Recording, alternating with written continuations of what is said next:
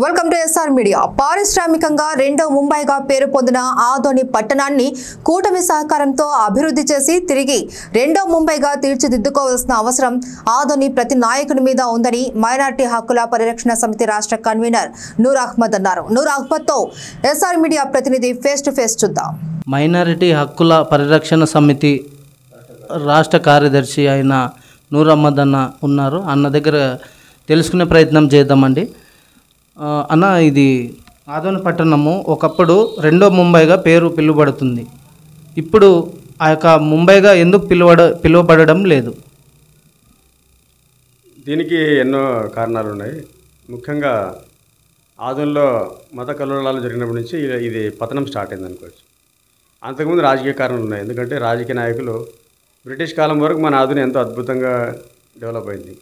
మీరు చూసుకుంటే మన రామజోలి చెరువు నీటి పారుదల ప్రాజెక్ట్ కావచ్చు, అదేవిధంగా మున్సిపల్ స్కూల్ కావచ్చు, మున్సిపల్ ఆఫీస్ కావచ్చు, ఇంజనీరింగ్ ఆఫీసులు కావచ్చు, రోడ్లు కావచ్చు, రైల్వే కావచ్చు, అన్నీ బ్రిటిష్ కాలంలో డెవలప్ అయినవి. కానీ తర్వాత ఏమైందంటే మనకు స్వాతంత్రం వచ్చిన తర్వాత మన ఎమ్మెల్యేలు మహానుభావులు వాళ్ళ రాజకీయాల స్వార్థం కోసము కులాల మధ్య మతాల మధ్య చిచ్చు పెట్టి ఆదోని అభివృద్ధిని అడ్డుకున్నారు. ఎందుకంటే ఆదోని ఒకప్పుడు విశాఖపట్నం, విజయవాడ కంటే కూడా పెద్ద నగరం. మన ఆదోని మున్సిపాలిటీ ఉన్నప్పుడు విజయవాడ, విశాఖపట్నము చాలా నగరాలు పంచాయతీలు అనమాట. అంత అద్భుతంగా డెవలప్ అయింది ఆదోని. కానీ స్వాతంత్రం వచ్చిన తర్వాత నాయకుల స్వార్థం వల్ల ఆదోని పతనం అవడం స్టార్ట్ అయింది. ఎన్నో వేల మంది ఈ రెండో ముంబైగా పిలువబడే ఈ యొక్క ఆదోని పట్టణంలోన ఈ రోజుకి విద్యా వ్యవస్థ అనేది ఎంతోమంది చదువుకున్న వాళ్ళు నిరుద్యోగంగా రోడ్డున పడి ఎంతోమంది తిరుగుతున్నారు. అలాంటి వారికి చర్యలు ప్రభుత్వం ఎలాంటి తీసుకుంటే బాగుంటుంది? ముఖ్యంగా మన ఆదోనిలో ఏమైందంటే మన నాయకుల స్వార్థం వల్ల కావచ్చు, వాళ్ళు బాగుంటే చాలనే పరిస్థితిలో ఈ ప్రజాస్వామ్యంలో నడిచిపోయింది అనమాట. ఎమ్మెల్యేల ద్వారా ఎంపీలకు ఏ ఎంపీ వచ్చినా ఏం ఒరగలేదు. ఏదో పుట్టారెడ్డి గారే కొద్దిగా వర్క్ చేశారు, కానీ దానికి కూడా ఫలితం లేకుండా పోయింది. మరి మేము చెప్పేది ఏమంటే రెండో ముంబై అనేది ఎందుకు ఉందంటే, మనకు చిన్న ఎగ్జాంపుల్ చెప్తాను. 2010లో పత్తి రేటు 6,000-7,000 రూపాయలు దాటిపోయింది క్వింటాల్. ఇది మనకు ఆశ్చర్యకరమైన విషయం ఏమంటే ఈ రేటు దేశవ్యాప్తంగా ఫస్ట్ ఆదోనిలోనే బ్రేక్ అయింది. 6,000 రూపాయల క్వింటాల్, 7,000 రూపాయల క్వింటాల్, అంతకంటే మించి కూడా.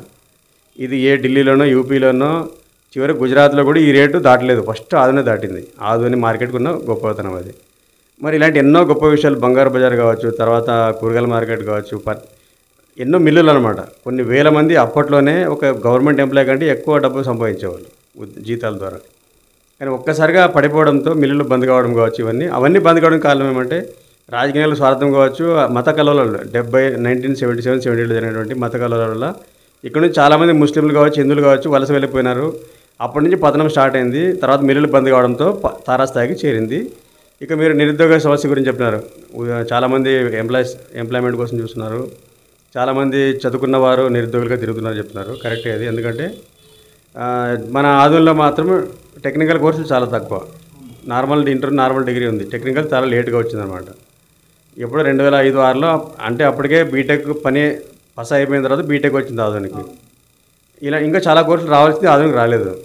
ఇంకా నార్మల్ డిగ్రీ చదువుకున్నా కూడా ఎందుకు లేవంటే జాబ్స్ అంటే మిల్లులు మూతపడడం కావచ్చు, ఫ్యాక్టరీలో అరకొర జీతాలు కావడం కావచ్చు. ఏదైనా పట్టణం ఎదుగుతూ ఉంటే ఉపాధి అవకాశాలు పెరుగుతాయి. ఆదోని ఎదగలేదు, ఇంకా గుంతలోకి పోయింది, పతనమైంది. కాబట్టి ఉద్యోగ అవకాశాలు పెరగలేదు అనేది నా అభిప్రాయం. దానికి తగ్గట్టు ఎమ్మెల్యేలు కూడా ఎవరు ఇంట్రెస్ట్ చూపలేదు. ఇది కారణం. ఇప్పుడు కూటమిలో భాగంగా ప్రభుత్వం ఎటువంటి చర్యలు తీసుకుంటే బాగుంటుంది అనుకుంటున్నారు?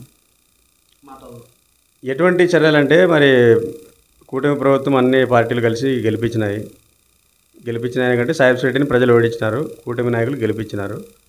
మరి నూతన ఎమ్మెల్యే పార్థసారథి గారు ఆయన నిరుద్యోగ సమస్య పారదోలడానికి కంపల్సరీ చేయాల్సింది ఏమంటే తన పరిధిలోనే కాకుండా పరిచయాలు బట్టి ఇక్కడున్న లోకల్గా ఏ మనకు రా మెటీరియల్ దొరుకుతుంది, పత్తి దొరుకుతుంది, వేరుశనగ దొరుకుతుంది, ఏదేదో మనకు దొరుకుతుందో వాటికి సంబంధించి ఫ్యాక్టరీలు పెడితే, మిల్లులు పెడితే వాళ్ళు ఔత్సాహికులు వస్తారనమాట. ఎందుకంటే వాళ్ళకి ఎక్కువ రా మెటీరియల్ వెతకాల్సిన అవసరం ఉంటుంది. కాబట్టి వాళ్ళకి ఫ్యాక్టరీ పెడితే లాభసాటిగా ఉంటుంది. అలాంటి వారిని తీసుకురావాలి.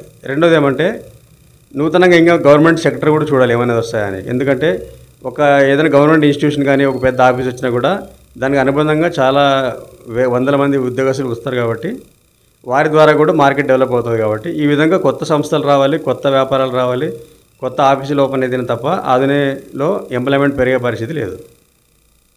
ఈ కూటమిలో భాగంగా ఇప్పుడు రాష్ట్ర ప్రభుత్వం ఏర్పడింది. అయితే ఈ రాష్ట్ర ప్రభుత్వం ఏర్పడినప్పటి నుండి కూడా ఇప్పటి వరకు ఆదోని కర్నూలు జిల్లా వెనుకబడిన ప్రాంతంగా ఉంది. నీటి సమస్య ఎక్కువగా ఉంది. అంతేకాకుండా ఈ యొక్క బడ్జెట్ సమావేశాల్లో కూడా ఆదోనికి ఏం కేటాయించలేదు. దీని మీద మీ మాటల్లో చెప్పాలి. అంటే ఇప్పుడు ఆర్థిక పరిస్థితి అంటే గత ప్రభుత్వాలు ఇచ్చినటువంటి ఉచిత హామీలు కావచ్చు, ఇలాంటి వాటి వల్ల ఉచిత హామీలు పర్లేదు, చాలా ప్రభుత్వాలు వస్తే ప్రస్తుత ప్రభుత్వం ఇస్తుంది. కానీ గత ప్రభుత్వం తప్పేం చేసిందంటే సంపద సృష్టి జరగలేదు, ఆదాయ సృష్టి జరగలేదు.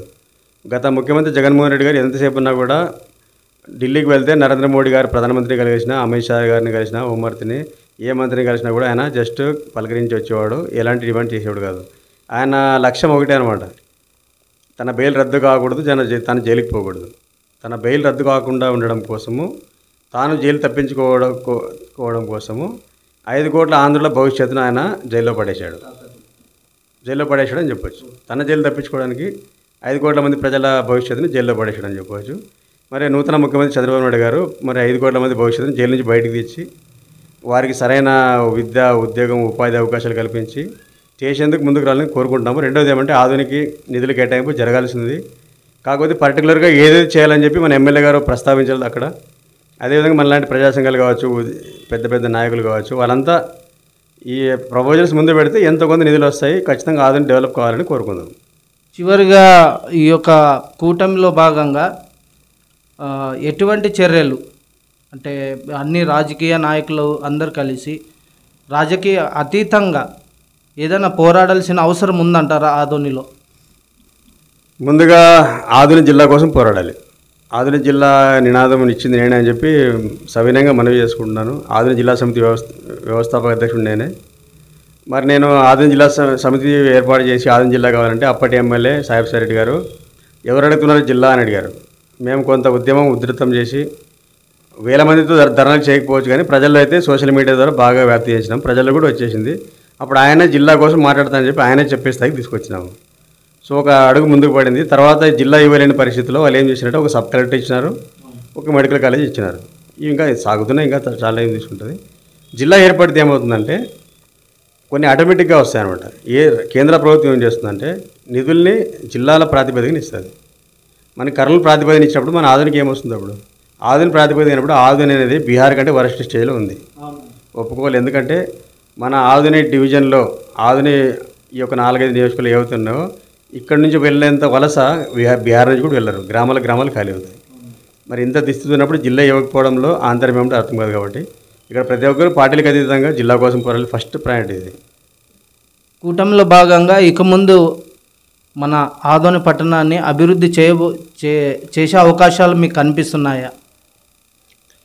ఒక సగటు ఆధునిక పౌరుడిగా నేను ఆధునిక అభివృద్ధి జరగాలని కోరుకుంటాను. కానీ పార్థసారథి గారు అన్ని పార్టీలను కలుపుకొని పోవడం లేదనే విమర్శ ఉంది. ఆయన గెలిచింది మాత్రం టీడీపీ ఓట్లతో, కానీ తన సొంత సామ్రాజ్యం నిర్మించే క్రమంలో మరి ఏ వైఎస్ఆర్ పార్టీ నాయకుల్ని అయితే విమర్శించి వచ్చాడో అదే వైఎస్ఆర్ పార్టీ నాయకుల్ని తన బీజేపీలో చేర్చుకొని మరి బీజేపీని బలపరుచుకుని ఆయన పని చేస్తున్నట్టు కనిపిస్తుంది. మరి కుళ్ళు కుతంత్రాలతో అవినీతితో కుళ్ళిపోయిన వైసీపీ అని చెప్పి ఆయన విమర్శించి అదే కుళ్ళిపోయిన వైసీపీ నాయకుల్ని బీజేపీలో చేర్చుకుని మరి బీజేపీని ఎలా వికసిస్తాడో ఆయనకే తెలియాలి. ఇది ఒక పాయింట్. రెండో పాయింట్ ఏమంటే టీడీపీ నాయకులు పట్టించుకోకపోయినా ఆయన కనీసం కార్యకర్తలు పట్టించుకోవాలి. ఇది ఎందుకు చెప్తుంటే రాజకీయాలకు అతీతంగా మనం, ఎందుకంటే కష్టపడి పనిచేసిన వాళ్ళు పట్టించుకోకపోతే, జనసేన కార్యకర్తలను పట్టించుకోకపోతే ఖచ్చితంగా దీని ఉసురు తగులుతుంది.